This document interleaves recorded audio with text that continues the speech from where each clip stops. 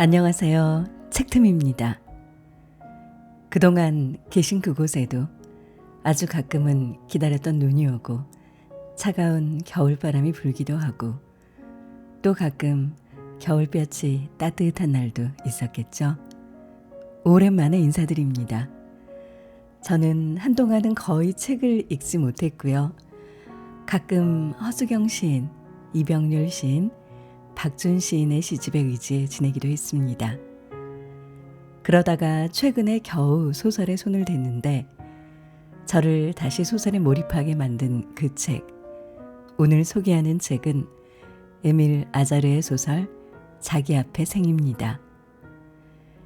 에밀 아자르는 새들은 페루에 가서 죽다를 쓴 로맹가리의 또 다른 필명입니다. 콩쿠르상을 받은 적이 있는 로맹가리가 왜 에밀 아자르라는 필명으로 소설을 써야만 했는지 그건 나중에 말씀드리고요. 우선 자기 앞에 생, 이 책을 먼저 소개해 볼까 합니다. 에밀 아자르의 소설 자기 앞에 생은 부모에게 버림받은 10살 혹은 14살인 소년 모모가 로자 아줌마와 함께 지낸 한 시기에 대한 슬프고 아름다운 이야기입니다.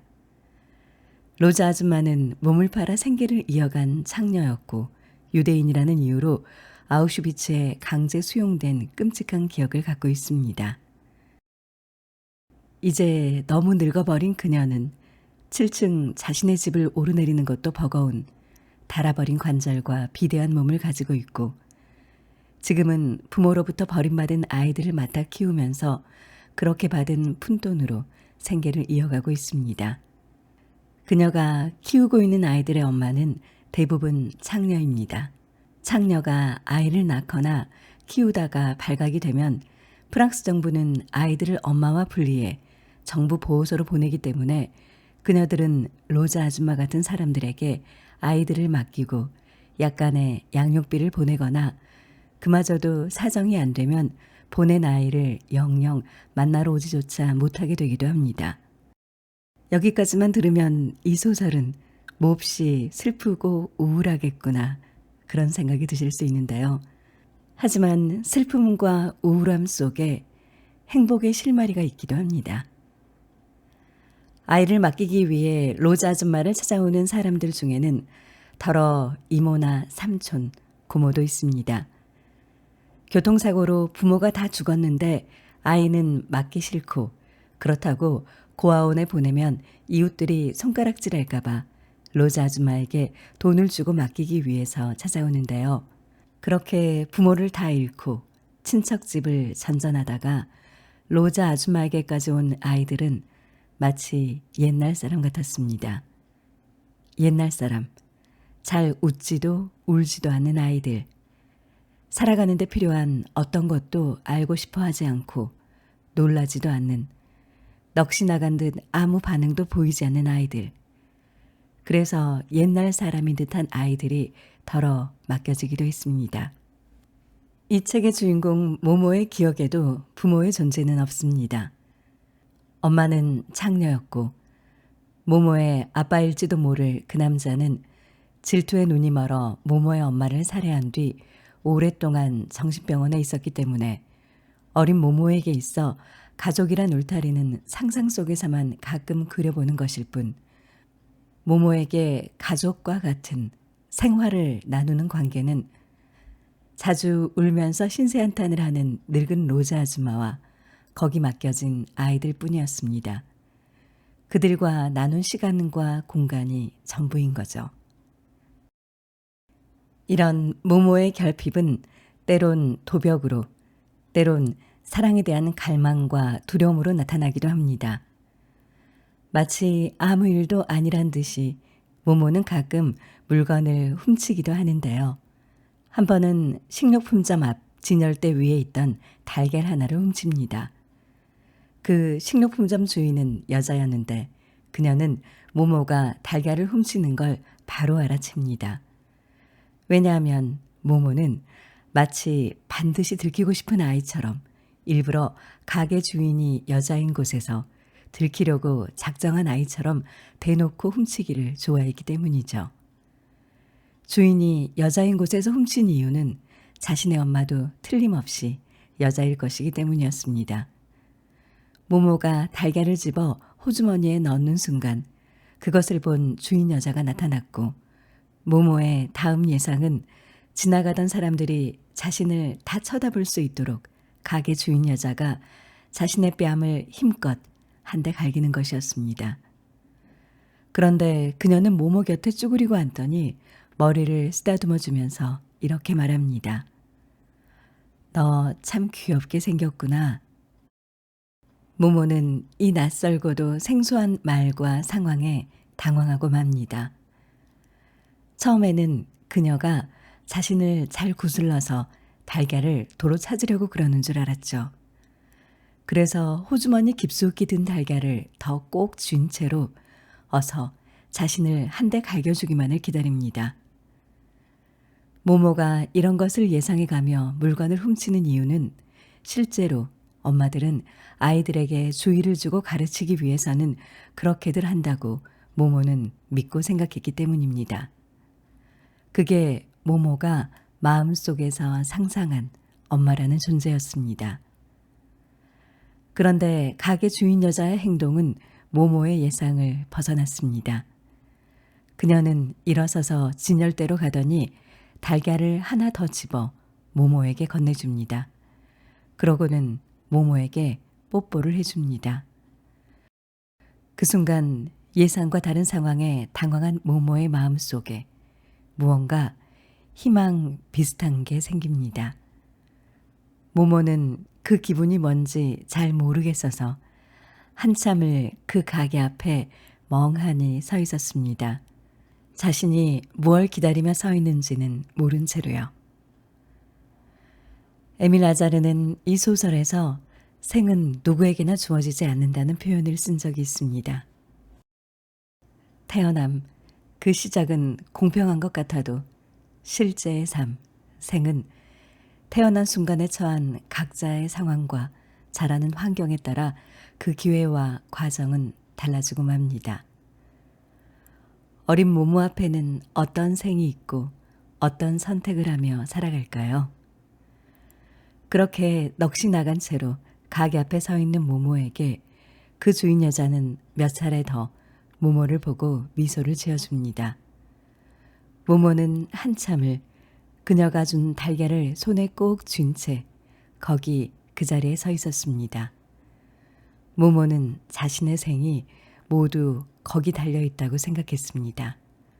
겨우 달걀 하나뿐이었지만요. 모모에게 있어 모모를 낳아준 사람이 있다는 유일한 증거는 모모 자신뿐입니다. 그 밖에 기억은 없습니다. 온갖 결핍으로 이루어진 모모지만 모모는 무언가 멋진 최고의 사람이 되고 싶었던 것 같습니다. 모모는 한 번은 강아지 한 마리를 훔치는데요. 그 개에게 이름을 최고라는 뜻의 슈페르라고 붙여줍니다.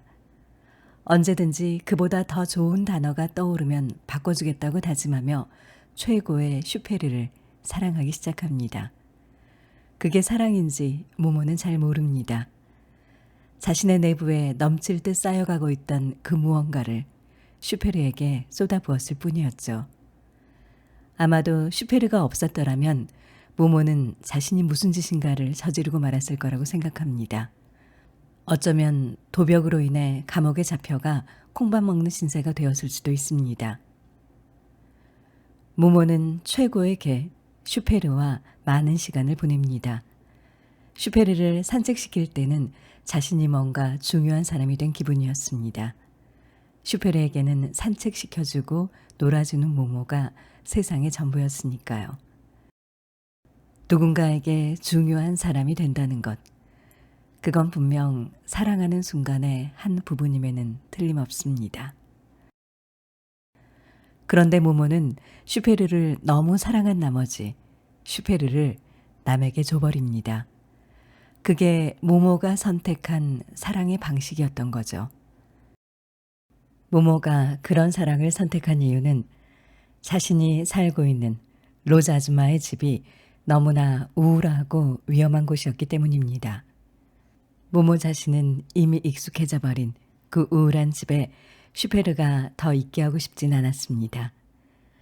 그래서 모모는 슈페르가 감정적으로 자신에게 점점 더 큰 비중을 차지하고 있다는 걸 깨닫게 된 순간 슈페르를 한 귀부인에게 팔아버립니다.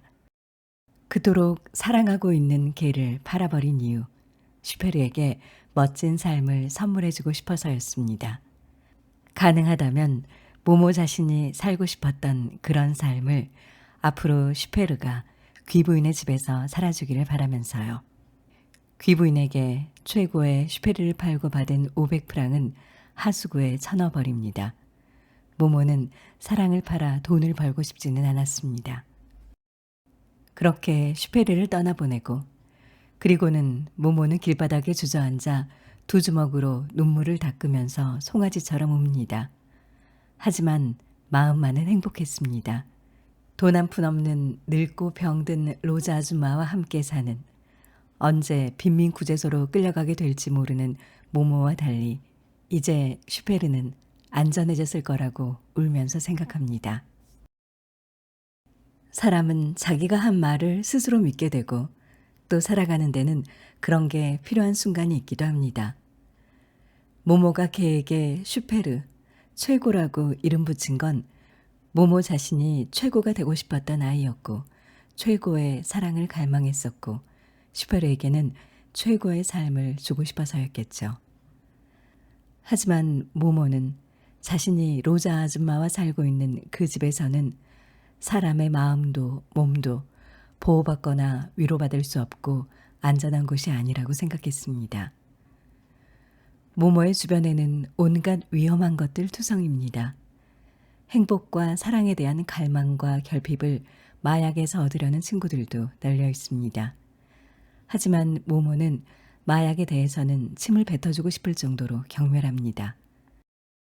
마약 주사를 맞는 아이들은 모두 그 짧은 행복에 익숙해지게 되는데 그렇게 되면 그건 모든 게 끝이라는 걸 모모는 친구들을 보며 알게 됩니다.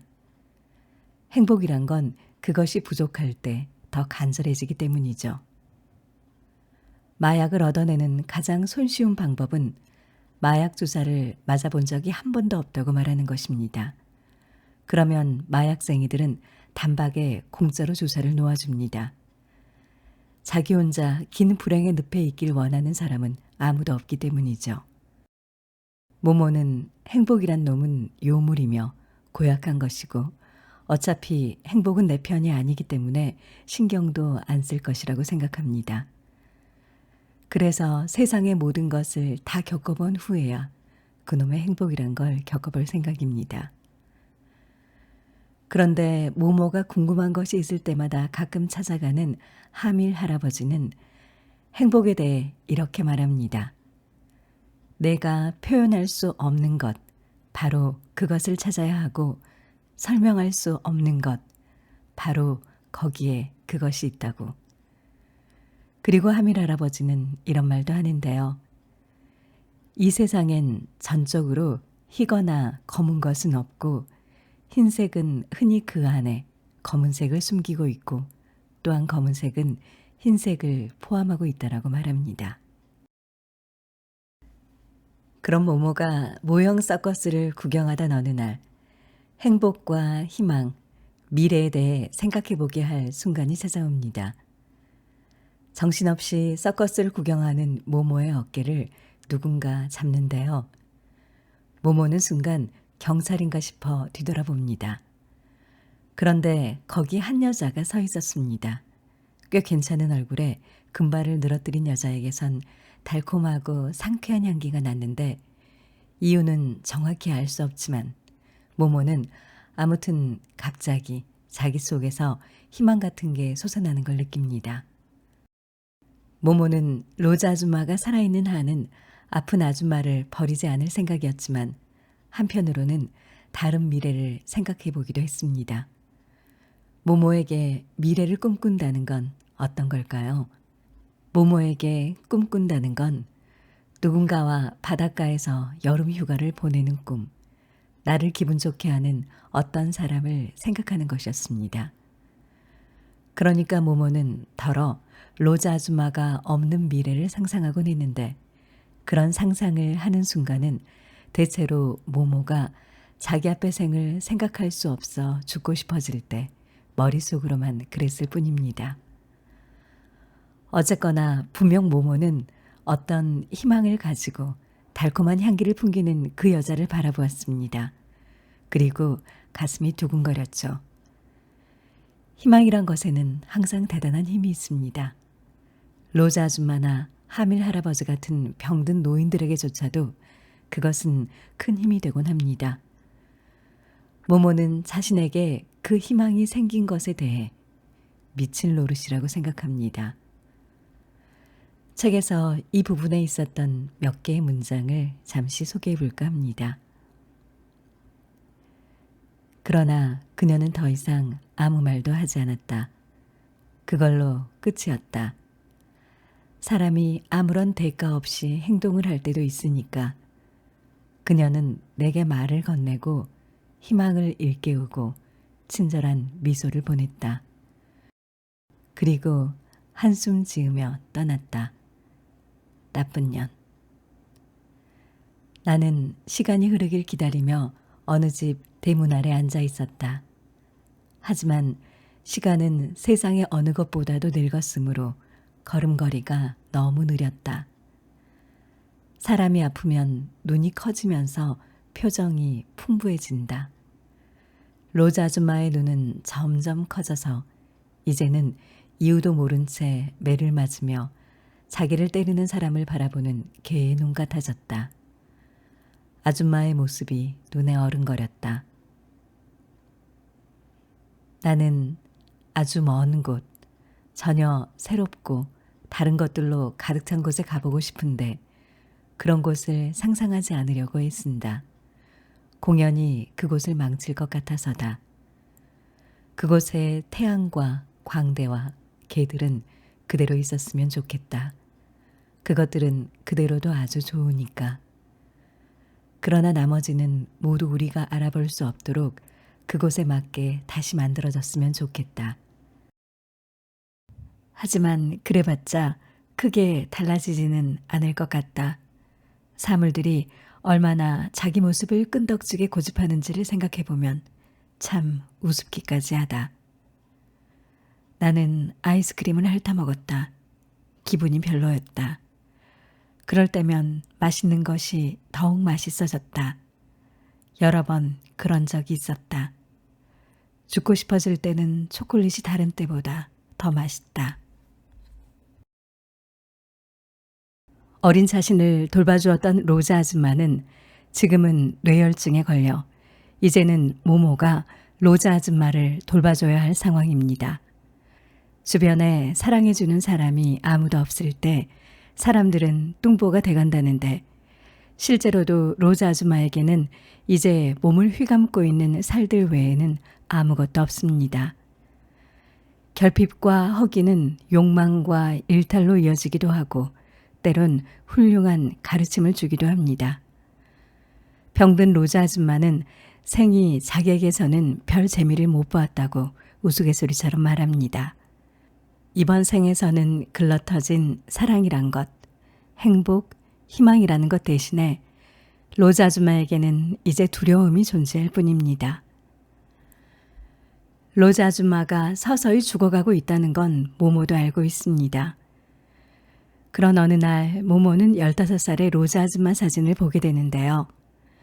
사진 속의 그녀는 아름다운 다갈색 머리를 하고 마치 그녀의 앞날은 행복하기만 할 거라는 듯 미소를 짓고 있습니다. 15살의 그녀와 지금의 그녀를 비교하다 보면 모모는 너무 속이 상해 배가 아파올 정도였습니다. 사람이 늙어간다는 것, 여자가 늙어간다는 것, 시들어간다는 것, 심지어 병든 채 시들어간다는 것. 다음 생은 알 수가 없고 어쨌거나 이번 생에서는 그런 것들은 받아들여야 하는 순간이 누구에게나 찾아옵니다. 모모는 15살의 로자 아줌마와 지금의 아줌마를 비교해보며 생이 그녀를 파괴한 것이라고 생각합니다. 그리고는 생이 자신을 짓밟고 지나가면 나는 어떤 모습으로 변할까를 상상합니다. 손가락을 입에 넣어 양쪽으로 입을 벌려보기도 하고 잔뜩 찡그려가며 이런 모습일까? 나도 이렇게 망가질까? 생각해 봅니다. 로자 아줌마의 상태는 모모가 지켜보기 괴로울 정도로 점점 악화돼 갑니다. 이미 다른 아이들은 어디론가 다 떠나버렸고 어쩌다 아이를 맡기러 찾아온 여자들도 아줌마의 모습을 보고는 더 이상 맡기려고 하지 않습니다. 그러니 이제 아줌마와 모모만이 살고 있습니다. 그런데 가장 끔찍한 건 로자 아줌마가 점점 더 립스틱을 진하게 칠하고는 거리에서 손님을 끌던 때처럼 교태 어린 눈짓을 하고 입술을 내밀어대기 시작했다는 거였습니다. 로자 아줌마가 제정신이 아니라는 건 알지만 모모에게 그 모습은 정말 참을 수가 없었습니다. 그 모습만은 차마 더 보고 있을 수가 없어 모모는 집을 나와 하루 종일 거리를 헤매곤 합니다. 새빨갛게 칠한 입술로 애교를 떨며 손님을 끄는 신용을 하는 아줌마를 내버려둔 채 모모가 혼자 길거리에 주저앉아 하는 일은 어느 날인가 달콤한 향기가 나는 여자의 뒤를 따라 들어가 본 그 녹음실에서 본 것처럼 세상을 거꾸로 돌려보는 것입니다. 더빙하는 녹음실에서는 재녹음을 하기 위해 필름을 뒤로 돌리곤 했는데요. 모모는 어쩌면 자기의 생도 다시 처음으로 되돌리고 싶었던 것 같습니다. 모모는 길거리에 앉아 사람들이 문 밖으로 나오면 다시 그들을 들어가게 했고 보도 위에 앉아 차와 사람들을 멀리 뒤로 돌려보내며 아무도 자신에게 다가오지 못하게 합니다. 모모의 기분은 그때 최악이었으니까요. 아무리 되돌리고 싶어도 생은 되돌릴 수가 없습니다. 아직 남은 생이 있거나 없을 뿐이겠죠. 그 생의 시간들에 대해 생각해보면 시간을 찾으려면 시간을 도둑 맞은 쪽이 아니라 도둑질한 쪽에 가서 찾아야 한다는 건 분명합니다. 그런데 모모 곁에는 시간을 찾게 해주는 사람들보다 시간을 도둑 맞은 사람들이 대부분입니다. 모모가 가끔 찾아가던 하밀 할아버지도 이제 오줌 한번 누려가려면 누군가의 부축을 받아야 합니다. 어린 모모에게 그것은 너무 슬픈 일이었습니다. 모모는 하밀 할아버지 집에 가는 것도 이제 거리를 둡니다. 슬픔을 찾아다닐 필요는 없으니까요. 다만 하밀 할아버지가 했던 말들은 모모의 기억 속에 남아 있습니다. 하밀 할아버지는 다른 세상을 보여주는 것은 시인들이라고 했었는데 할아버지는 가끔 모모를 빅토르 위고를 부르듯 빅토르라고 부르곤 했고 모모는 어쩌면 그건 신이 할아버지를 통해 모모가 시인이 되라는 계시를 주었는지도 모르겠다고 생각합니다. 모모의 이웃들 중에는 아픈 로자 아줌마와 어린 모모를 챙겨주는 다정한 몇몇의 이웃들이 있긴 합니다. 가끔 로자 아줌마를 보러 오는 의사 선생님인 카츠는 모모에게 너는 다른 아이들과 달랐다. 넌 어른이 되어서도 딴 사람과 다를 것이다. 나는 언제나 그걸 알고 있었다. 너는 언젠가 특별한 사람이 될 거라고 말해줍니다. 하지만 모모는 자신을 특별한 존재로 여긴다든가 특별한 사람이 될 거라든가 또는 특별한 사람이 어떤 사람인지에 대해 생각해 본 적이 없어 이렇게 대답합니다. 제가 특별한 건 그건 어쩌면 내 아버지가 정신병자였기 때문일 거예요. 그리고 다른 이웃 중에는 다정한 롤라 아줌마가 있습니다. 세네갈에서 온 여장 남자 롤라 아줌마는 원래는 권투선수 출신이었는데요. 지금은 공원에서 남자들을 상대로 엉덩이를 팔아 살고 있고 가끔 얼굴에 멍이 든 채 집에 오기도 합니다. 그렇게 번 돈을 가끔 모모에게 건네주며 끼니를 챙기라고 말합니다. 모모는 롤라 아줌마가 등장하면 언제나 해가 뜨는 것 같았다고 했습니다. 모모의 눈에 그녀는 무척 아름다웠습니다. 사실 아름답다는 건 우리가 누구를 어떻게 생각하는가에 달려있는 게 아닐까요? 다정한 이 롤라 아줌마를 보면 우리나라 영화 중에 배우 구교환이 나왔던 영화 꿈의 제인의 제인을 떠올리게 합니다. 어쩌면 꿈의 제인과 자기 앞의 생은 비슷한 점이 많습니다. 사람들은 때론 우울하고 슬픈 것에서 자기 안의 긍정을 찾아내기도 하고 행복한 결말을 만들어내기도 합니다. 꿈의 제인에서 제인이 했던 말, 삶은 시작부터 거짓말 같았다. 불행은 태어날 때부터 죽을 때까지 이어질 것만 같았고 행복은 아주 가끔 모래알처럼 조용히 스쳐 지나갔다. 내가 사랑했던 사람들은 모두 내 곁을 떠나갔다. 그들 중 몇몇은 내게 이런 말을 했다. 넌 사랑받지 못할 거야. 왜냐면 넌 사랑받고 싶어서 누군가를 사랑하거든. 제대로 사랑받아 본 적이 없다고 해서 사랑을 할 수 없는 걸까? 꿈의 제인은 언젠가는 자신의 진심이 전달될 거라고 믿었습니다. 그리고 말했죠. 어쩌다 이렇게 한번 행복하면 되는 거 아니냐고. 그러니 우리는 그 얼굴에 불행을 품은 채로 오래오래 살아남아 내년에도 내후년에도 다시 만나자고. 길거리에 버려진 동그란 선풍기를 뒤적거리고 둥글고 반짝이는 미러볼을 좋아했던 제인. 언젠가는 진심이 전달될 거라고 믿었던 제인은 자기 앞의 생에 다정했던 롤라 아줌마와 닮았습니다. 모모는 하밀 할아버지에게 이런 질문을 한 적이 있습니다. 사람은 사랑할 사람 없이도 살 수 있나요? 당신은 사랑할 사람 없이 살 수 있나요? 모모는 로즈 아줌마가 자신을 지키기 위해 해준 일들에 감사하며 그녀의 손을 잡아봅니다. 우리가 세상에서 가진 것이라고는 우리 둘이다. 그리고 그것만은 지켜야 한다. 아주 못생긴 사람과 살다 보면 그가 못생겼기 때문에 사랑하게 되는 것 같다. 정말로 못생긴 사람들은 무언가 결핍 상태에 있기 때문에 그것이 오히려 장점이 되는 게 아닐까 모모는 생각합니다. 로즈 아줌마가 죽음의 문턱에서 의식을 잃기 시작했을 때 모모는 아주머니가 평소에 사랑했던 방, 혼자만의 방, 무서운 것이 있을 때 혼자 숨어들곤 했던 지하실의 방으로 데리고 갑니다. 사람들에게는 아픈 아줌마를 이스라엘의 친척들이 와서 데리고 갔다고 말합니다. 지하방에서 그녀는 이제 숨을 쉬지 않았지만 모모는 그런 건 상관없습니다. 숨을 쉬지 않아도 그녀를 사랑했으니까요. 모모는 그녀 곁에 펴놓은 매트에 자기의 친구 같은 우산 아르티르와 함께 누워 거기서 잠을 잡니다.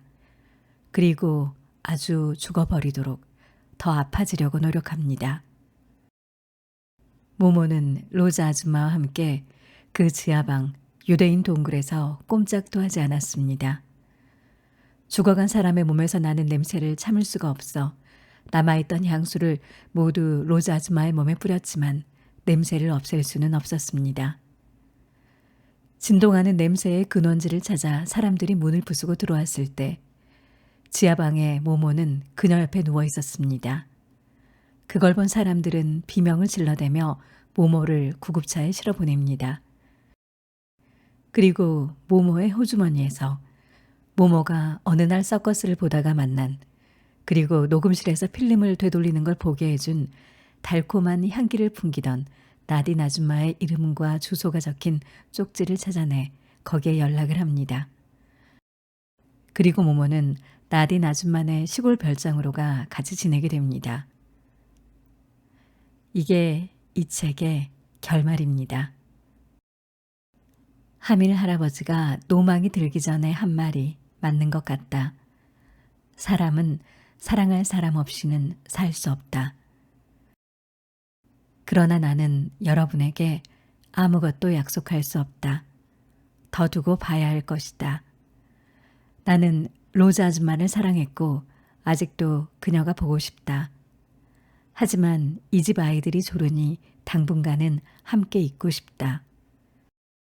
나딘 아줌마는 내게 세상을 거꾸로 돌릴 수 있는 방법을 가르쳐 주었다.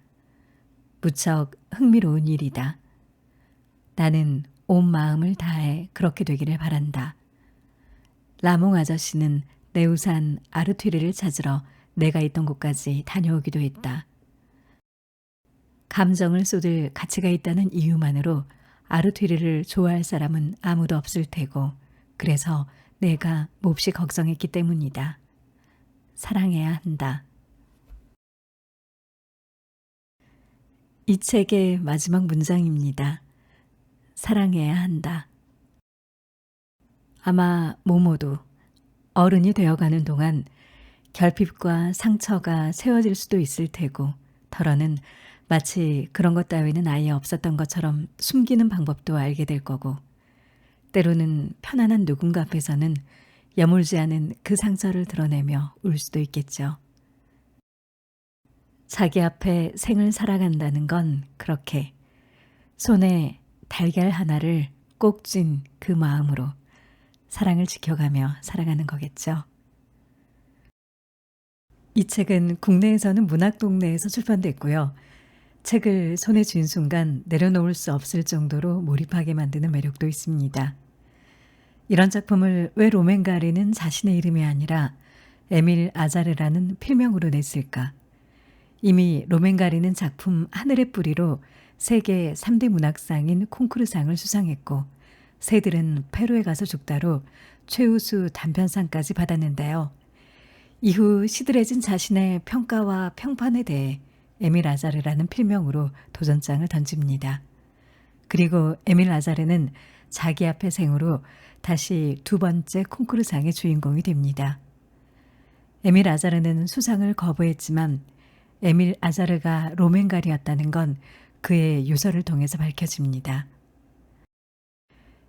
이 책은 2020년에 에두아르도 폰티 감독에 의해 영화로도 만들어졌습니다. 책을 보시는 게 불편하다면 넷플릭스에서 영화로 보셔도 좋을 것 같습니다. 로즈 아줌마 역은 소피아 로렌이 맡았습니다. 오늘도 소중한 시간 책틈과 함께 해주셔서 감사합니다. 계신 그곳도 평온한 밤이기를 바라봅니다. 사랑합니다.